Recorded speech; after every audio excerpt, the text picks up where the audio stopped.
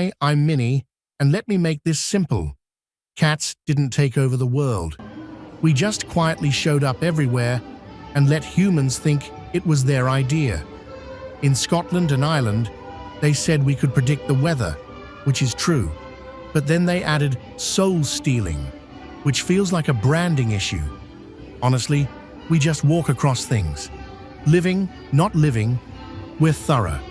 In Norway, the goddess Freya had giant cats pulling her chariot. Finally, accurate representation, strong, majestic, slightly judgmental. Over in Japan, they made the Maneki Neko, a waving cat bringing good luck, which is correct. We do bring fortune, mostly to ourselves. In Egypt, they worshipped us as gods. No notes. They understood the assignment.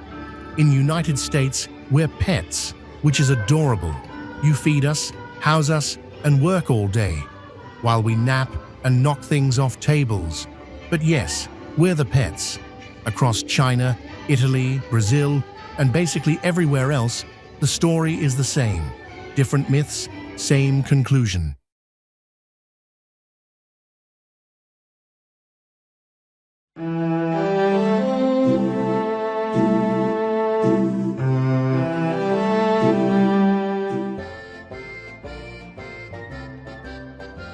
Just Minnie and me and a pirate ship named Whisker. On a vast, shimmering sea sailed a ship whispered about in every harbor.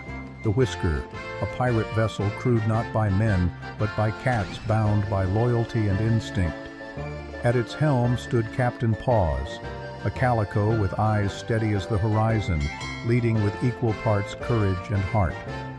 At his side was the elegant and razor-sharp first mate Bun Bun, and the powerful, resourceful Pippin, whose strength could hold the ship together when storms tried to tear it apart.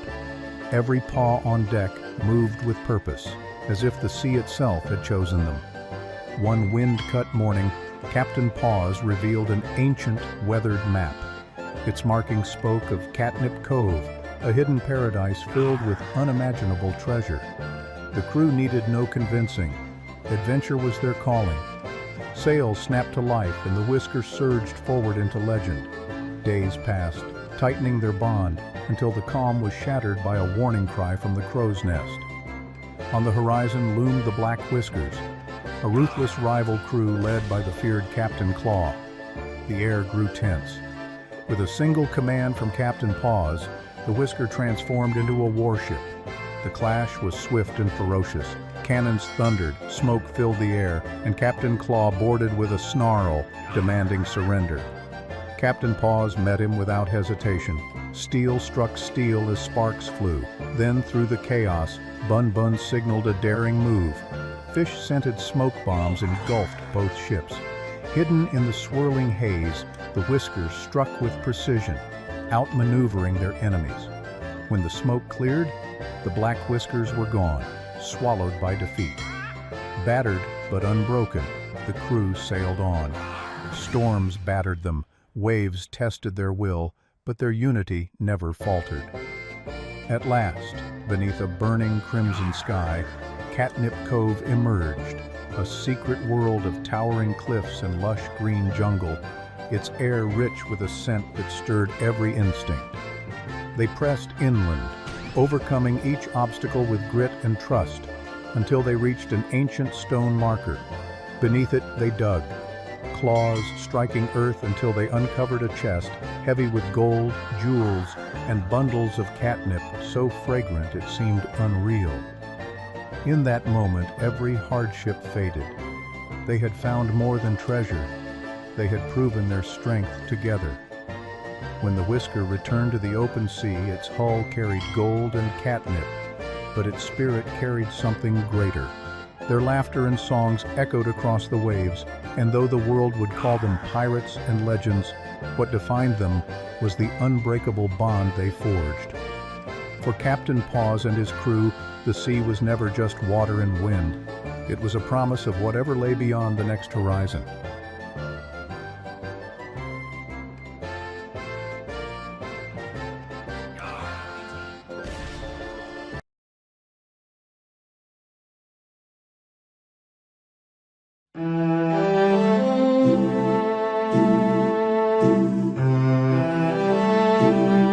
Gunfight at the Calico Corral.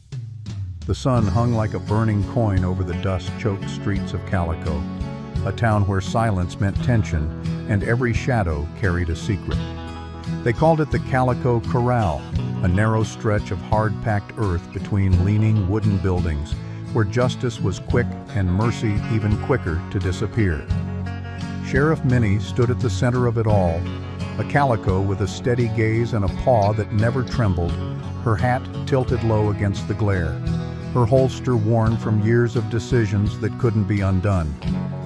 At her side were her deputies, Bun, sleek and precise, eyes sharp as broken glass, and Pippin, broad and unyielding, a wall of fur and muscle whose silence spoke louder than most threats. Together they had kept Calico standing, but today the wind carried something different, something dangerous, something final.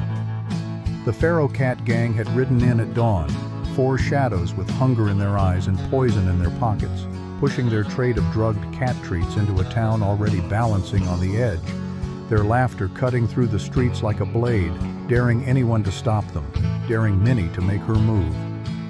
And she did.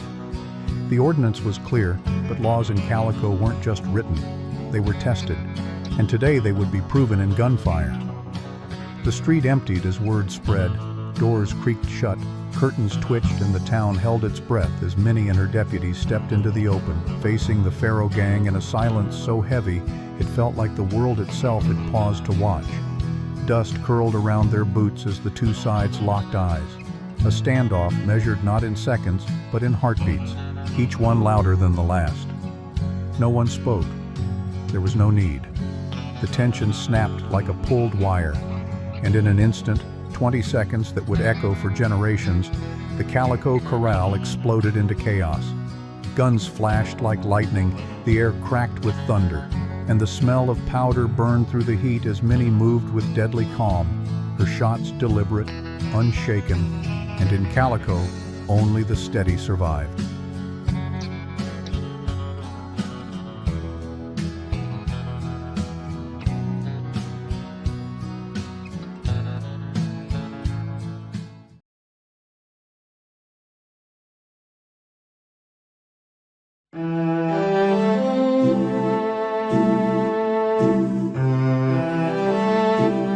Just Minnie and me. The coolest cat of them all. Minnie the Calico Cat didn't just think she was cool, she defined cool. In a sunlit living room somewhere in Southern California, she exuded glamour and became a neighborhood legend. Minnie stretched across a leather couch like she owned stock in the place. She probably did. Her calico coat shimmering like a designer jacket no human could afford. Cool cat? She purred, glancing at her reflection in the TV screen. Please, you want my autograph? She purred to herself. While other cats chased laser pointers like unpaid interns, Minnie operated on a different frequency. She didn't chase. She allowed things to come to her. The red dot? It respectfully stopped near her paw. The dog next door? Applied for visitation rights.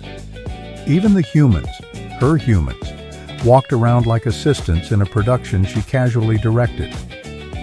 One afternoon, a crisis hit. The treat jar was empty. Any ordinary feline would panic. Not Minnie. She rose slowly, flicked her tail like a jazz drummer hitting a rim shot, and sauntered into the kitchen. Timing, presence, mystery. She gave a single, perfectly measured meow, just enough to say, I could survive without treats. But why should I? Within seconds, the jar was refilled. Minnie smirked. Smooth operator, she whispered to no one in particular. As the sun dipped low, casting golden light across her domain, Minnie curled up again, the embodiment of chill, charisma, and effortless control. Legends weren't made, they were born, preferably with excellent fur patterns. Minnie didn't even look. She already knew there was only one.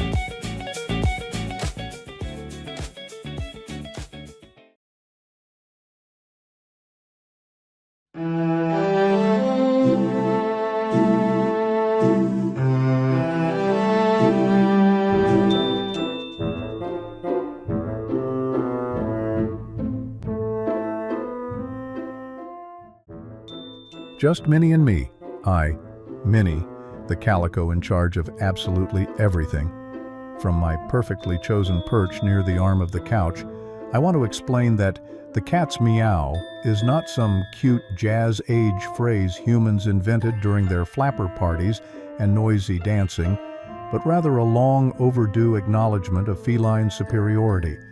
I will describe how every element of excellence, style, timing, presence, originates from cats like me, whether it's the elegance of entering a room as if I own it, the precision of demanding food exactly 1 second before I'm truly hungry, or the artistic brilliance of knocking an object off a table just to remind Tauline and Nick who's boss.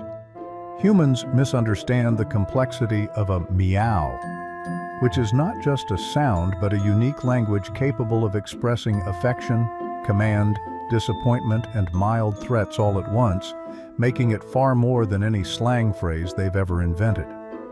I would like to gently mock my humans' attempt to capture my greatness, pointing out that while they came close, they still see the world from ground level, whereas I operate from a higher plane, both physically and intellectually. In the end, I coined the phrase, "the cat's meow," only became popular because humans finally noticed what has always been obvious, that true excellence is effortless, slightly unpredictable, and undeniably feline. And as I finish my explanation, I demonstrate this truth the only way that matters, by slowly pushing something valuable off the table, because in my world, that quiet act of chaos isn't mischief, it's perfection. Watch while I paint a self-portrait of myself.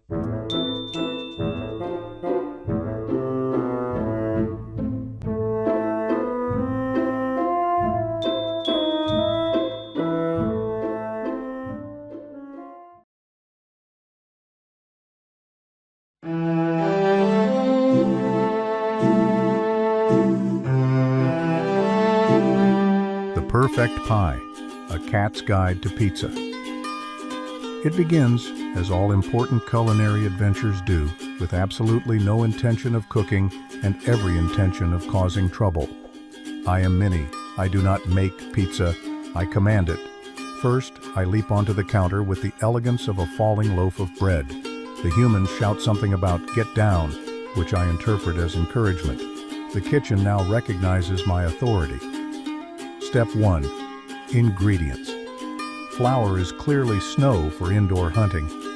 I dip a paw into the bag and fling it dramatically into the air. A blizzard erupts. I sneeze. I look offended. This was not discussed. Water goes next. I gently, no, artistically, tip over the measuring cup. The counter floods. I step in it. Now I have wet paws. I leave tiny footprints across every available surface. This is called plating. Now we knead. I place both front paws into the sticky dough and begin the ancient feline ritual known as making biscuits. The dough resists. I press harder. I sit in it. Now I am part of the pizza. A jar of tomato sauce sits nearby, clearly waiting for me. I bat it once, twice. Off the counter it goes. Smash. A glorious explosion of red. The floor now resembles modern art. Toppings. Cheese is the star. I drag a block of mozzarella off the counter with great effort and even greater drama. This is the best day of my life. I scatter toppings with precision. 1 olive under the fridge, 3 on the floor, pepperoni distributed according to vibes. I sniff it. I do not eat it. I walk away. Because I am a cat. And the true joy was never the pizza. It was the chaos we created along the way.